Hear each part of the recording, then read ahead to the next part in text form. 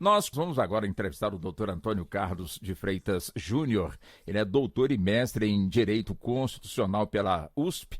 Com ele nós vamos conversar justamente sobre este assunto, ou seja, uma pessoa que buscou um financiamento bancário e de repente o financiamento bancário estava tudo certinho e um ano depois o banco vem e fala, olha, nós vamos ter que suspender aqui o financiamento porque... Quer dizer, inventou lá uma história, né? Mas o fato é que o banco buscou um seguro para esse financiamento e a pessoa que estava com o financiamento teve que responder algumas perguntas para o seguro, dentre as quais disse que estava com HIV. E essa informação chegou até o banco que um ano depois suspendeu, ou seja, suspendeu, portanto, aí o ato. Evidente que a justiça agiu, foi provocada e tomou, portanto, a sua decisão. E nós convidamos, então, o doutor Antônio Carlos para estar conosco, a quem nós agradecemos pela atenção. Doutor Antônio Carlos, seja muito bem-vindo aqui ao nosso programa, que é transmitido via satélite para todo o país. E muito bom dia para o senhor, doutor Antônio Carlos. Um ótimo dia para todos os nossos ouvintes, é uma alegria. Muito obrigado pelo convite de falar aqui com vocês. Muito obrigado também pela gentileza. Pois bem, essa questão, ou seja, quem tem problema de saúde influencia no caso aí, num seguro ou então num financiamento imobiliário, quer dizer, quem tem problema de saúde corre esse risco. A exemplo que nós tivemos aqui, neste caso aqui específico, doutor Antônio Carlos. Esse caso específico, mito na sociedade, que a gente precisa acabar com esse mito, que é eu só contrato com quem eu quero. Se eu tenho um serviço aberto, eu só posso prestar serviço para quem eu quiser. Eu posso discriminar de maneira arbitrária ou de maneira preconceituosa. No caso, o cliente foi discriminado para não ter um contrato por ser portador do vírus HIV, o que, na prática, é um preconceito. A biologia, as ciências médicas, um grau de evolução de que ser ou não portador de HIV não tem um impacto direto, há muitos tratamentos, etc. O fato é que ninguém pode ser discriminado por um problema de preconceito. Pode haver discriminação? Pode. Vamos dar um caso de HIV. É possível discriminar alguém em razão do vírus HIV? Sim, é o que nós vemos que aconteceu de maneira equivocada no caso de doador de órgãos. Você não pode aceitar a doação que é portador do vírus HIV, mas é uma condição biológica que justifica isso. Um financiamento bancário, um contrato de seguro, um contrato de compra e venda não ser feito em razão de HIV é preconceito, é discriminatório de maneira ilegítima e inconstitucional. Então o que acontece? Não é nosso ouvinte, não é uma questão moléstia não pode discriminar, ou toda vez que a pessoa quer pode ter qualquer tipo de contrato. Não estamos dizendo isso, o direito não diz isso. Mas o direito diz que a discriminação tem que ser justificada de maneira lógica e fática. Ela não pode ter por trás um preconceito, que aconteceu no caso. Só porque a pessoa tem HIV, tem um portador do vírus HIV, e existe um histórico no passado muito ruim, criou-se um estigma. E todo estigma é preconceito, todo preconceito viola diretamente princípios e direitos fundamentais constitucionais. O primeiro é da dignidade da pessoa humana. Nós todos temos direito de tratamento digno. Segundo, que é o princípio da igualdade. Nós temos que ser tratados de maneira igualitária. Mas reforço para o nosso ouvinte. Igualitário é possível ter diferença sim, desde que justificadas, desde que façam sentido. Não seja, por exemplo, o que nosso direito veda muito, preconceito em razão da cor, raça, etnia, tendência. Também essas moléstias estigmatizadas estão inclusas nessa violação, nessa vedação ao preconceito. Agora é interessante, né, doutor Antônio Carlos, que no caso aqui, a instituição bancária que financiou, ela tentou se justificar, inclusive nos autos, dizendo que rompeu, portanto, aí o contrato pelo fato no caso aí do cliente estar com o nome sujo, vamos colocar assim, né? Estar com o nome incluído no Serasa por conta de uma dívida de R$200, o que não convenceu, portanto, aí no caso, o magistrado que julgou aí a questão. É onde eu pergunto ao senhor, nem sempre a justificativa chega de forma direta, ou seja, o banco não admite, portanto, que está de alguma forma pregando ali o preconceito, quer dizer, inventa uma outra coisa. É nessas questões que as pessoas têm que estar atentas e questionar, doutor Antônio Carlos. Exatamente isso. Geralmente, os bancos, as instituições financeiras ou instituições em geral, para, vamos dizer assim, esconder um preconceito, inventam outras coisas ou muitas vezes nem dão a satisfação. Tem uma negativa vazia, evasiva e não dão a justificativa. É importante ficar alerta o consumidor, a consumidora, o cidadão, a cidadã, que ele precisa ter informação. A transparência ela é uma relação presente entre os cidadãos, órgãos públicos e entre também consumidor e empresa prestadora de serviço, fornecedora de produtos. Então, você tem o direito de exigir que você tenha esclarecimento sobre isso. Claro, as empresas vão criando cada vez mais amarras para não ter acesso, um saque que não responde.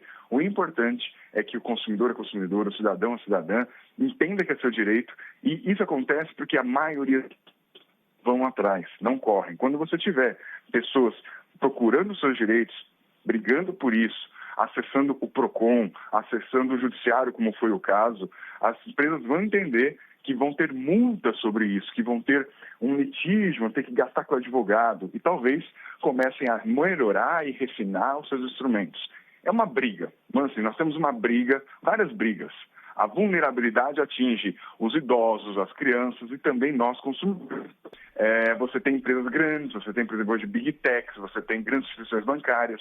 Se todos não começarem a lutar por seus direitos, procurarem, aqueles que não têm recurso para pagar um advogado, procurem a defensoria pública, aqueles que têm, procurem um advogado para começar a brigar por seus direitos, aí as planilhas financeiras dos grandes conglomerados vão começar a mudar e talvez a gente comece a ter mais transparência e uma metodologia respeitando os direitos fundamentais, respeitando, é importante, leis existem no Brasil, muitas e muito boas. O que nós precisamos é ter um sistema que brigue por esses direitos e que as pessoas não se cansem, não se deixem esmorecer diante de alguma injustiça. Continue lutando, porque a civilização e o processo de direitos é uma construção da sociedade, pouco a pouco. E é preciso ter consciência cidadã e resiliência de brigar, de procurar o judiciário, para que aí sim as correta e dar as suas explicações e começar a corrigir os seus procedimentos internos. Porque a empresa, no fim, vai olhar o lucro. Então, se começar a mudar na planilha financeira, talvez a gente comece a ter a grande coerção, que é a coerção no bolso dos acionistas, no bolso dos sócios das empresas e dos grandes conglomerados. Nós estamos conversando com o Dr. Antônio Carlos de Freitas Júnior, ele que é doutor e mestre em Direito Constitucional pela Universidade de São Paulo, a USP. O programa é em rede, como eu disse, Dr. Antônio Carlos. Nós temos Rio de Janeiro e São Paulo, os nossos âncoras que irão também conversar com o senhor. Eu começo com o Rio de Janeiro, Rádio Nacional Rio, onde está o César Fatioli. César. Duas dúvidas. Quais os dados protegidos por sigilo e quais podem ser exigidos de informação prévia pelos bancos? Porque é muito comum em plano de saúde você ter que informar a existência de doença prévia, se isso se aplica aos financiadores, né, do crédito imobiliário. E a outra dúvida é se o limite é o fato, é vedada a dedução, mas não a resposta a um fato. Por exemplo, se eu tenho um diagnóstico, não é previsão exata, mas se eu tenho um diagnóstico terminal, por exemplo, estou submetido a cuidados paliativos, é razoável que o banco me negue um financiamento para prazo mais longo, porque eu não terei condição de arcar e não poderia assumir responsabilidade por terceiros. O que é vedado é deduzir, porque a doença é a AIDS, que a pessoa vai morrer, é disso que se trata, antes do contrato se encerrar.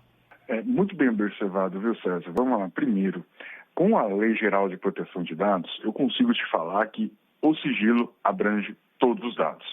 O que é preciso ver que tem aquelas letras miúdas, sempre teve aqueles termos e condições, mas hoje qualquer site que você clica tem, eu aceito lei geral, minhas políticas de lei geral de LGPD, de lei geral de proteção de dados. O sigilo é dos dados que você coloca. O que você tem de empresa para empresa, adotando e adequando a Lei Geral de Proteção de Dados, é como que eles vão tramitar internamente esses dados, como que eles vão proteger as ferramentas de proteção desses dados. Aí cada empresa, adequando ela ao mínimo que a LGPD coloca, protege os dados e o sigilo desses dados da pessoa. E você bem observou, e acho que conecta a sua primeira pergunta com a segunda, o importante, a pessoa ela tem que dar todas as informações, sentido para aquela contratação. E o seu exemplo é muito, muito interessante. Se a pessoa vai fazer um crédito no longo prazo e ela acabou de ter um diagnóstico de câncer terminal, de uma doença terminal específica, é de boa fé que ela sim explique isso. Isso modificaria, sim, talvez não a contratação, mas possivelmente o preço dessa contratação, os juros dessa contratação ou algo do gênero. Então, que você precisa dar essas informações na boa-fé, sim. O que viola a boa-fé, o que viola é a discriminação injustificada.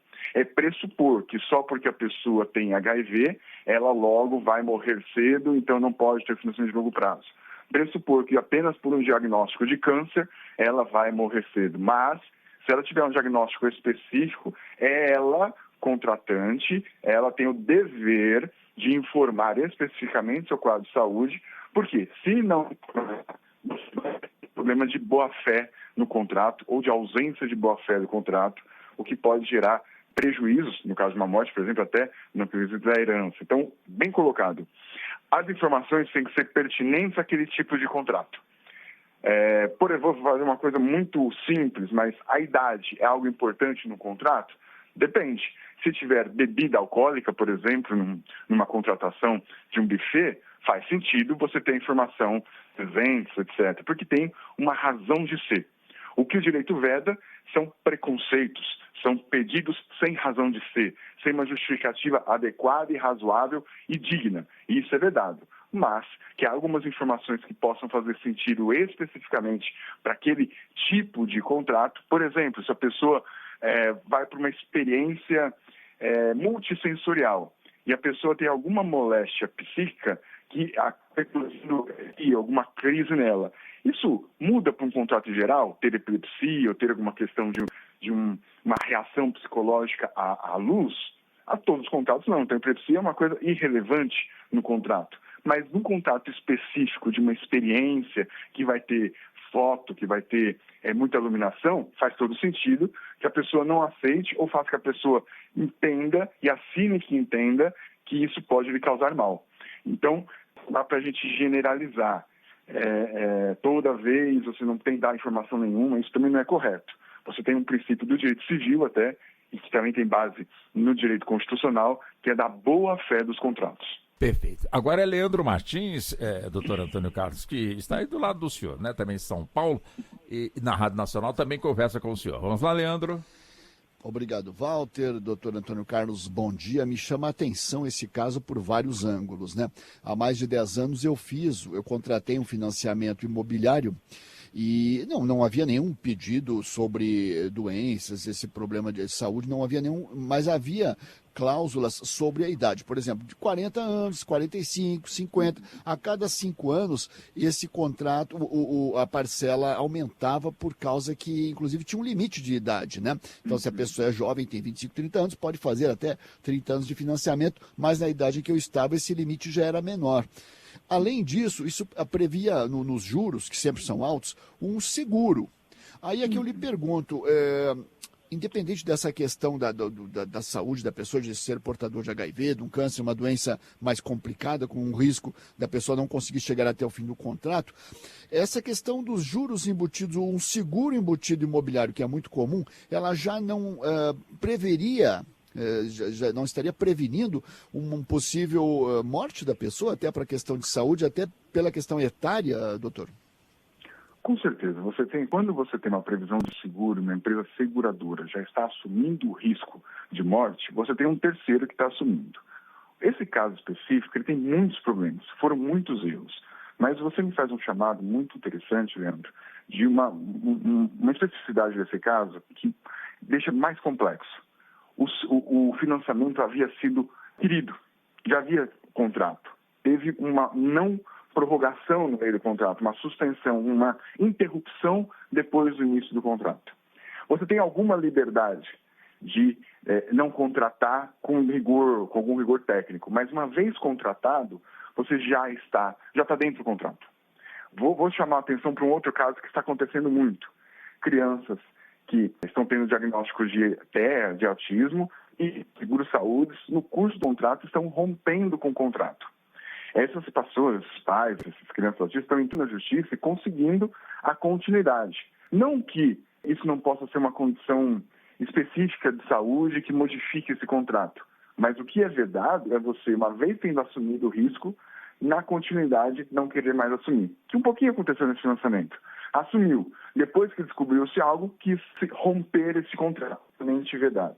Isso é a mesma coisa. Eu assumo um contrato de risco, olha, se você está jovem, está bem, mas se você tiver alguma moléstia, eu te pago. Aí você começa a ficar parecendo doente, aí eu rompo o contrato. Isso viola completamente a boa-fé, isso viola completamente a base do direito civil e do direito constitucional. Então, esse também foi um grande problema que a gente pode ver no caso. Contratou, e aí, por exemplo, contrata com seguro ou sem seguro, e também por uma questão preconceituosa. Isso deixou o caso muito mais complexo e muito mais abusivo. Perfeito. Para que possamos encerrar, já agradecendo ao senhor, doutor Antônio Carlos, nós temos aqui, né, na matéria que foi buscada justamente no próprio tribunal, onde consta aqui o valor da multa aplicada ao banco pela Justiça. O senhor falou realmente, nós concordamos com a gravidade dessa situação. E quando se aplica, portanto, aí um valor de uma multa, pelo menos se imagina para quem está recebendo a multa pensar duas vezes antes de querer repetir, portanto, aí a mesma questão, a mesma história. Então a multa vem em R$20 mil. Quer dizer, o valor, evidentemente, que foi calculado pelo que o magistrado tem lá no momento para calcular dessa forma. Não seria o caso de se trabalhar também, aumentar 1 milhão de vezes mais esse valor aí, justamente para desestimular um banco a praticar esse ato tão covarde como esse que foi praticado, doutor Antônio Carlos? Eu, pessoalmente, achei a multa também muito diminuta, muito pequena. Eles usam com base claro, todo o processo em si, o pedido do autor, e também tem uma lei estadual vedando essa questão discriminatória de HIV e colocando um pouco de parâmetro. Mas que ele poderia ter colocado um pouco mais de multa, valor, isso com certeza. Então, eu acho que tem dois chamados interessantes, tente compartilhar isso com todos os ouvintes. Nós cobrarmos que a legislação seja mais firme, explique com mais rigor isso, para o magistrado ter mais liberdade de pesar a mão na multa, mas, sobretudo, foi um caso. Então, um caso de 20 mil para um banco não é praticamente nada. Mas se todos os consumidores potencialmente lesados começarem a entrar no juízo, isso tem um efeito multiplicador muito grande, que aí talvez pese a ser dos resultados da instituição financeira. Então, de um lado, cobrar aí dos representantes, nós sempre falamos aí de eleições, ou isso é uma legislação que você tem federal, mas pode ter estadual, então tem uma lei estadual no caso, então dos seus deputados, deputadas, senadores, senadoras, que se criem leis dando mais força para os juízes aplicarem multas mais severas, multas financeiras mais volumosas, pedir ao Ministério Público coletivas, e aí também já pedir multas volumosas e mudanças de comportamento gerais das empresas, e também defender o seu direito. Tem muita coisa que às vezes as pessoas acabam deixando para depois, deixando para lá. Nesse deixa para lá é que a planilha financeira faz sentido, um ou outro que briga na justiça está no valor, está vamos assim, na planilha, na provisão dos bancos, e acaba tendo você continuidade de discriminatórias, abusivas, ilegais e inconstitucionais. Doutor Antônio Carlos, foi um prazer e um privilégio entrevistar o senhor. Queremos aqui agradecê-lo pela atenção aqui com a nossa emissora e o convite para outras participações, evidente, dentro da disponibilidade de tempo do senhor. Tá bom, doutor Antônio Carlos? Eu agradeço muito, desejo a todos aí no estúdio e a todos que nos ouvem um excelente dia, uma excelente quinta-feira, e estou sempre à disposição de vocês. Um abraço forte.